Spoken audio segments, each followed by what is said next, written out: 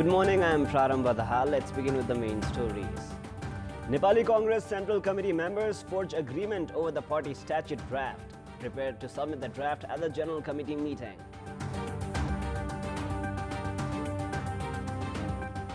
Standing Committee meeting of the ruling Nepal Communist Party mired in altercations.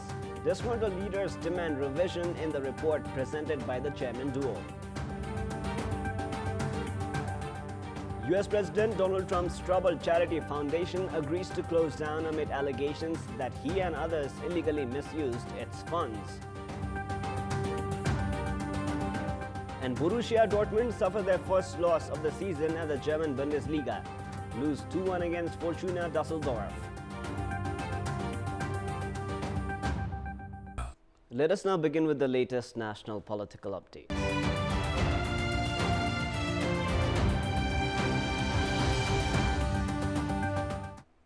The Central Committee members of Nepali Congress have forged an agreement over the draft of the party statute.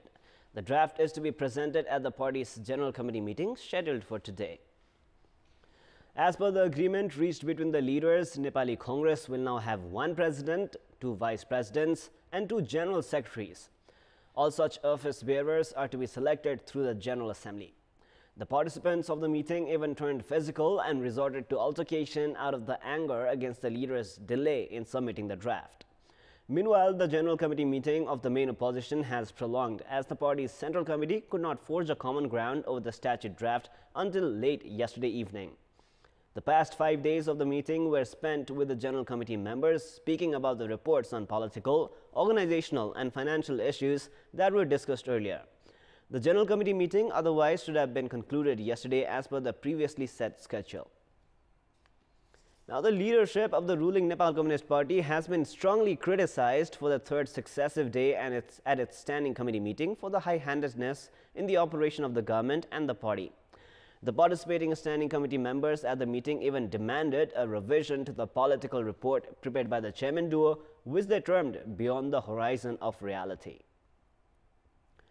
During the discussion on the political report prepared by the chairman duo KP Sharma Oli and Pushpakamal Dahal, the Standing Committee members criticized the operation of the government, saying it was against the policy of the party.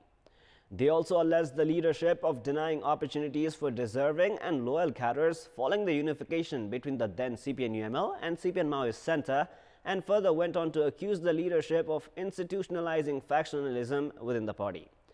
Many of them even demanded the chairman to rewrite the report. Speaking at the Nepal Communist Party Standing Committee meeting, member Vim Rawal alleged the leadership of operating the party in an arbitrary manner and forming the secretariat and appointing officials by violating the past agreements. It wasn't just Vim Rawal, as another member, Yogesh Vatrai, also vented ire and criticism against the leadership for their failure to deliver on the promises in regard to operation of the party and the government. He noted that despite the government's claim of eradicating corruption, it itself had reappointed Digambar Jha, alleged of corruption, as the chief at Telecom Authority. In quite a sharp contrast, members close to the founding faction, Shankar Pokhrel and Satya Narayan Mandal, defended the leadership, terming the decisions of the party and the government contextual. Province 5 Chief Minister and party in charge Pokhrel opined that one designation for one individual would not be practical in all conditions. Despite such clashes of opinions within the Nepal Communist Party not being likely to result in immediate changes in the party leadership, it evidently has opened doors for further polarization and factionalism. The government has prepared a work plan with specific deadline aimed at easing the implementation of federalism. As per the work plan presented at the Inter-Provincial Coordination Council's meeting yesterday afternoon, the Natural Resources and Finance Committee is to be formed by the 13th of April 2019. Likewise, the work plan aims to conclude staff integration within the same time frame. In an earlier meeting of the Council, the chief ministers of all 7 provinces had complained of being unable to move ahead with development works due to the shortage of human resource. Yesterday's meeting also decided to allow the provincial governments to recruit the staff on contract basis. Likewise, the number, structure and authorities under the jurisdiction of provincial ministries are also set to be reviewed as per the work plan. The survey on the new organization and management on the basis of the listed rights and responsibilities is to be conducted prior to it. Nepal Oil Corporation has reduced the price of petroleum products. The corporation has reduced the price of petrol, diesel and kerosene by 2 rupees per litre each. Following the revision, petrol will now cost 110 rupees per litre, while diesel and kerosene will be available at 97 rupees per litre. However, the price of aviation fuel and LPG or cooking gas have not been revised. The government banned the transaction of the Indian currency notes of 200, 500 and 2000 rupee denominations last week. This has rendered difficulty for the public to exchange the prohibited banknotes they already possess. Meanwhile, Nepal Rashtra Bank has prepared to increase the uses of electronic cards, citing the possibility of illegal transactions due to the restriction. The Indian currency amounting to 50 million rupees has been stuck within Nepal's financial system due to the demonetization adopted by the Indian government 2 years ago. The southern neighbor still hasn't paid attention in exchanging the money with the new banknotes as of yet. In response, the Nepal government has imposed the prohibition on the Indian notes of 200, 500 and 2000 rupee denominations. It means that only the notes with the denomination of 100 rupees or less are legal in Nepal. This has caused a scarcity of the Indian currency notes. The central bank itself, however, is currently not in favor of an easy exchange facility of the notes, fearing possibility of illegal transactions. The electronic cards of most of the commercial banks in Nepal can be used at the ATMs in Indian cities. Taking this into account, the central bank is preparing to boost the uses of electronic cards instead of the banknotes. A majority of the Nepalese living along the border areas go to the marketplaces in India for their daily shopping. However, it is not guaranteed that every Nepalese citizen visiting India for the daily essentials and medical services has his or her bank account or access to the electronic cards. It isn't practical to carry a stack of lower denomination notes for daily transactions. For this, it would be more productive if Nepal Rashtra Bank comes up with programs aimed at raising financial literacy with the instruction on the uses of electronic cards among the general consumers and also encourage them to open their bank accounts. It would prevent the Nepalese themselves from bearing further hassles due to the prohibition of the higher denomination notes. Moving on, the potential of Melamji drinking water project was first identified 3 decades ago. In the past 28 years since the project was first officially announced, the Nepalese government has changed 23 times. However, the project has failed to complete and the plight of the residents of the capital has remained unchanged. The project has repeatedly suffered political instability, weak management and lack of experience, and now the project has further been pushed to uncertainty after the contractor company attempted to abandon the project. The project had reached the final stage of tunnel constructions, which is a crucial part of the drinking water project. However, the Italian company CMC has attempted to abandon the project. CMC had attained the contract 5 years ago and had committed to complete the tunnel constructions in 2 years. However, CMC extended the deadline, citing problems post-2015 earthquake and the border blockade. Furthermore, the company also took 1 billion rupees in compensations. The contractor company has attempted to escape from the project, citing the government failed to provide their claim of an additional 360 million rupees. Despite citing problems in funds, experts have understood the contractor company left the project due to its own internal problems. Meanwhile, back in Italy, CMC has undergone liquidation process, which has affected the Melamji project as well. There is no denying many projects have suffered due to political instability, lack of experience, and geographical constraints. However, if we are to give Melamji its full form, especially as it has reached the final stage, former administration officials have opined that the government needs to make CMC complete the project.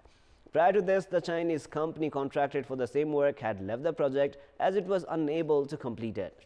This situation has called for the need to review the government's decision processes in contracting companies for such important projects. Following the 3-level elections, the nation went into the federal setup. This meant majority of the public services would be established in village and municipal levels. However, these offices have been centered in the headquarters in the name of division till date, which has affected the expected service delivery. In this context, we had asked the locals in Sankwa Sabha why have the public officials hesitated to take their services to the villages. Let us now take a look at what they had to say. Public voice. यो सरकार र यो निजामती राष्ट्र सेवक यो स्थायी सरकारको बीचमा समन्वय नभएको कारणले पनि नगएको जस्तो मलाई लाग्छ। जहाँ सुविधा छ त्यही सुविधामा बसेर काम गर्न पाए सहज हुन्छ भन्ने उहाँहरुको मान्यता छ। अब दुर्गममा गयो भनेदेखि गाडीको सुविधा छैन। अब खाने बस्नेको व्यवस्था राम्रो नहोला भन्ने उहाँहरुलाई त्यो लागेर पनि होला उहाँहरु। राष्ट्रिय ढिकुटीको 5% पनि अहिलेसम्म चाहिँ बजेट खर्च नभइरहेको अवस्था छ। यसलाई सहज र सरल तरिकाबाट स्थानीय तहमा गएर कर्मचारीहरूले जनप्रतिनिधिहरूसँग मिलेर काम नगरेसम्म हाम्रो लक्ष्य पूरा हुन सक्दैन। हिजोसम्म जुन सेटमा काम गर्यो, जुन मेन्टालिटीमा, जुन मनस्थितिमा काम गर्यो, अलिकति अतिरिक्त आम्दानीकातिरहरू पनि मान्छेहरूको ध्यान विचार पुर्याउने जुन कुरा छ, अहिले त्यो के हो भन्ने बारेमा पनि मान्छेहरूको मनमा शङ्का भइसकेपछि मान्छे केन्द्रीकरणकै रूपमा तलै अथवा माथि सुविधा सम्पन्न ठाउँमै बस्ने एउटा उनीहरूको अभिप्राय जस्तो नि देखिन्छ। जनताहरूको चाहिँ पैसाबाट चाहिँ कर्मचारी पालिने भइसके पछाडि सरकारले अराठामा जानुपर्छ।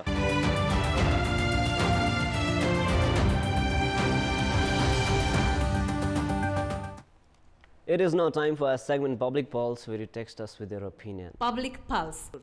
The question is, why has the intra-party ire against the leadership prevailed within Nepal Communist Party and Nepali Congress?